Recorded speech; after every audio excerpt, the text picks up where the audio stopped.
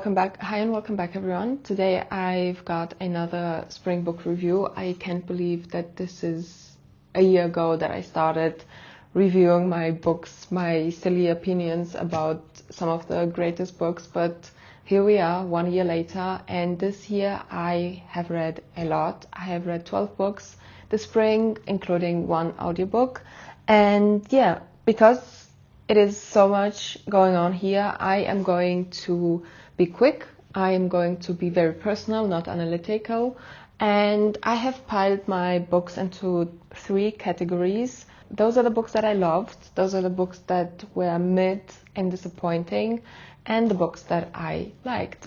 So with that said, take a sip of your coffee.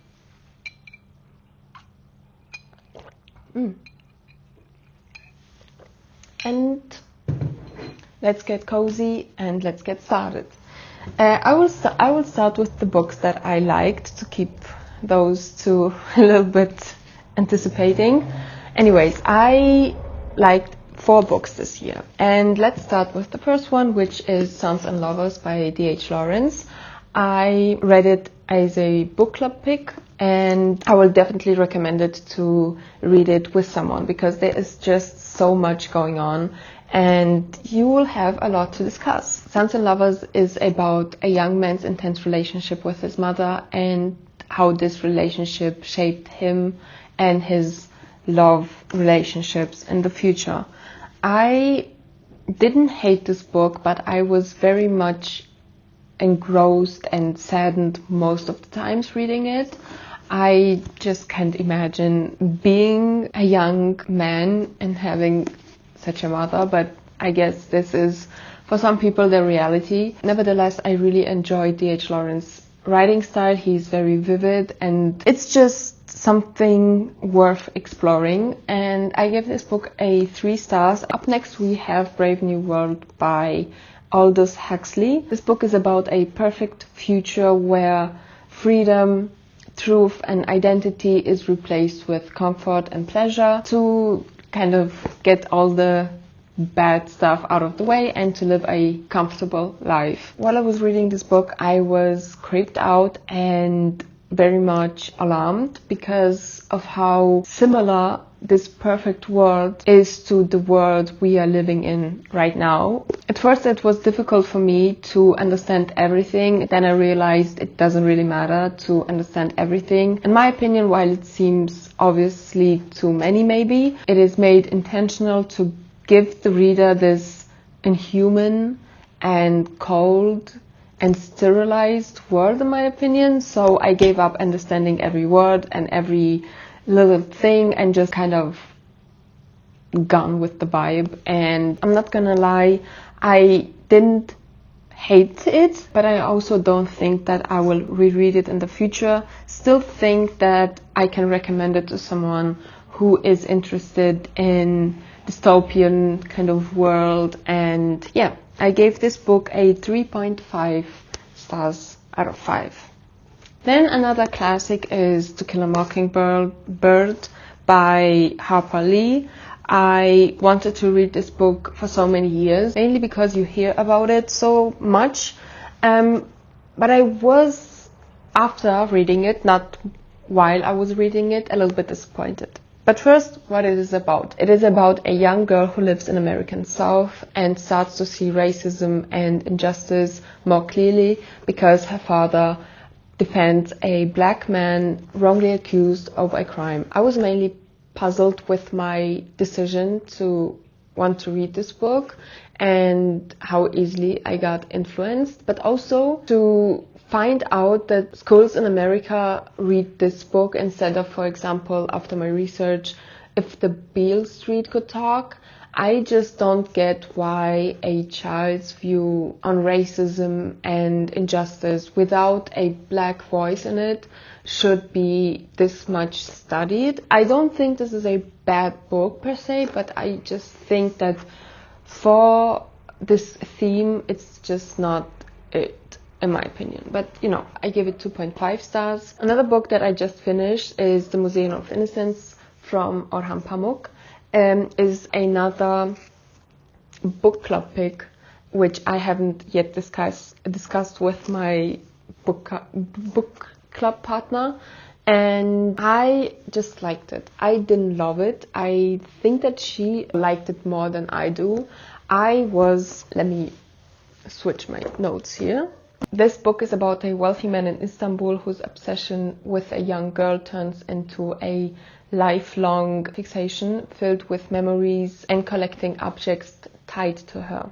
This is definitely not a love story if you are going to want to read it because of the love aspect.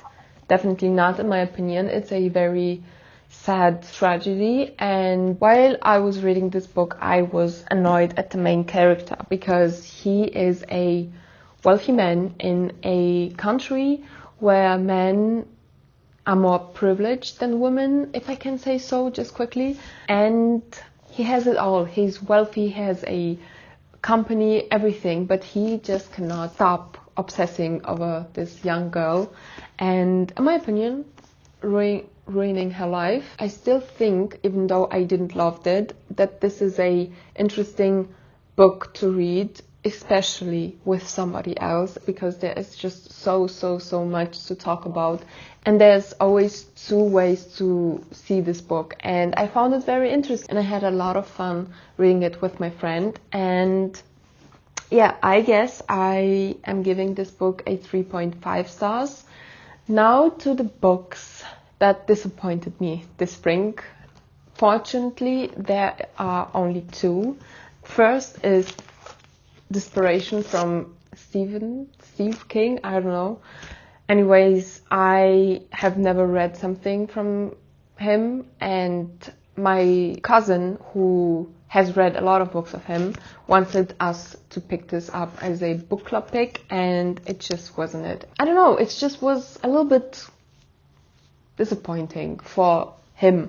Oh, there was just a lightning right there. Anyways, it was just disappointing knowing how popular he is. Let's just leave it at that. I gave this book a 3 stars only because I had a lot of fun reading it with my friend. The next one, the most disappointing book this spring, is Oh William from Elizabeth Strout. I don't know. I have very bad emotions toward this book because I expected something very, I don't know, interesting from this book.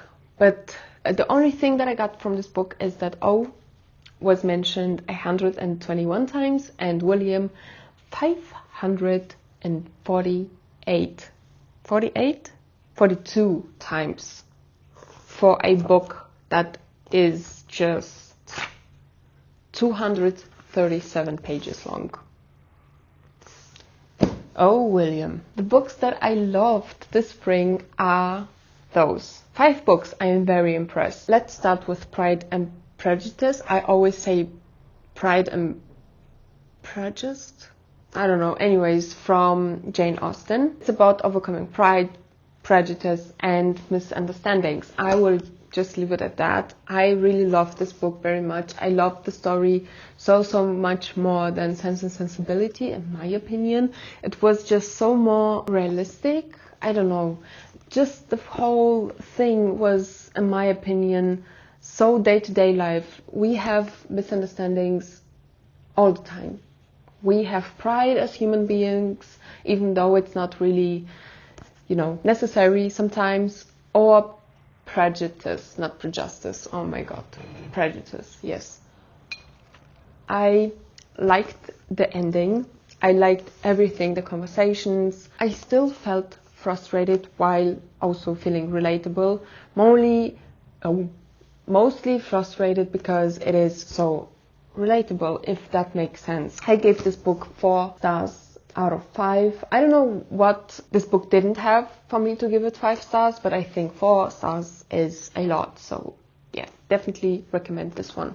As a solo reading, I have read Abigail from Magda Szabó. It is about a general's daughter who's sent into boarding school during the wartime in Hungary, and there she learns about courage and the truth and independence, and I found it very interesting.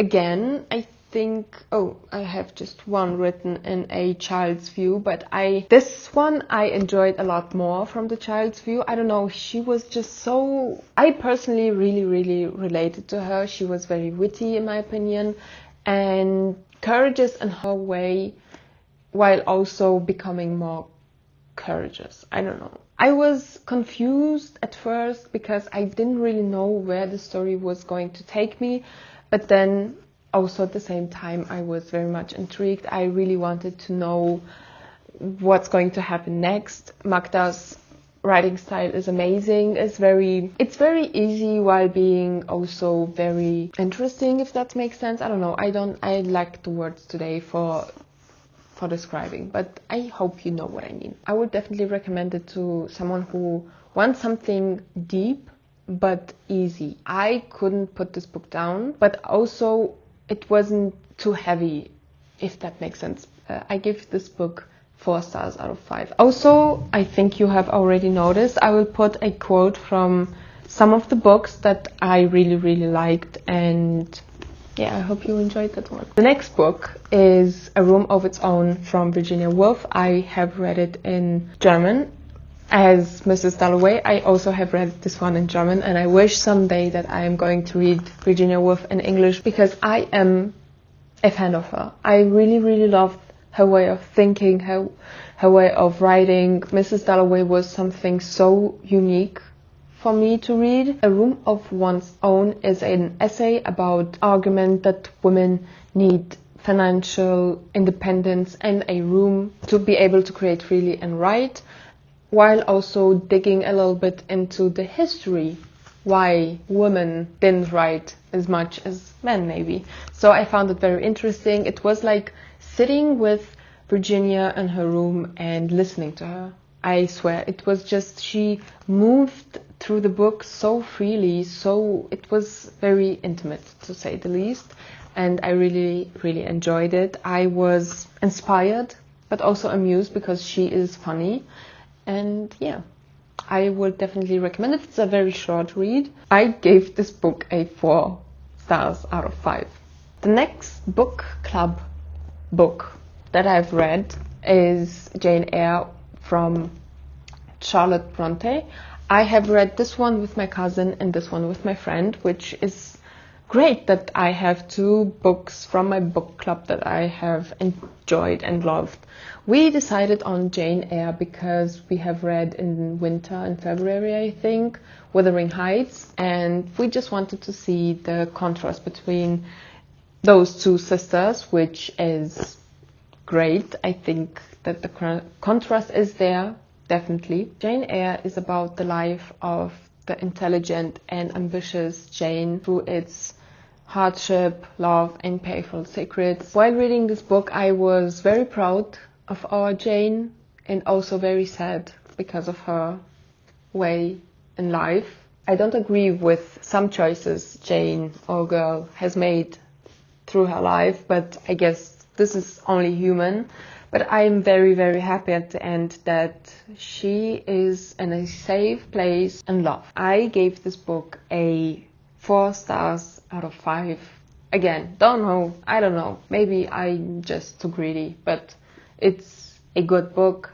Again, read it with someone because there's some things to discuss. The last physical book that I've read on my own is Raising Demons from Shirley Jackson. I have thought that this would be a fiction, but it's not. It is a autobiography, kind of. It is a window to Jackson's funny and chaotic family life with messy children and strange conversations and everyday domestic madness. I couldn't put this book down. I found it so funny. It was the funniest book. I giggled so many times because she is just great at capturing this chaotic madness, like I said. At the same time, I was also sad for Shirley, I think I pronounced her name right, because she just gave so much of herself to her family, and somehow I saw through the lines, but maybe also she said it, I cannot tell you, that she just wanted to be alone. I don't know. And I felt so sad for her. Here's she. But one thing for sure, I would definitely will be reading more of her works because she is just the best. I loved every single page of this book and I wasn't confused for 1 second. Well, at first because I thought this is a fiction, but it doesn't matter. It doesn't count. I gave this book 4 stars out of 5. I think the 1 star is missing because I was fooled. I thought that this was a fiction. The last book that I've heard is Dolores from Catherine Pye's, and I have heard it only mainly because I was back in the days a Ace Family fan and I was very, very, very curious about the things she maybe wrote in there. Listening to it with her own voice was something that made me at times very emotional, and there are parts that I really enjoyed, but it's a very basic book. I don't think that I even rate it because it's, you know, her life, the writing style, it doesn't really count in my opinion. That's it. I hope you enjoyed it. I hope you could take something from it. I hope my microphone didn't do any weird things here. But yeah, let me know if you have read some of the books that I presented to you today and what your opinion about these books are. And I hope I will see you at the end of the summer with the summer book review. But in the meantime, I hope we will see each other more often. Thank you for watching. Bye.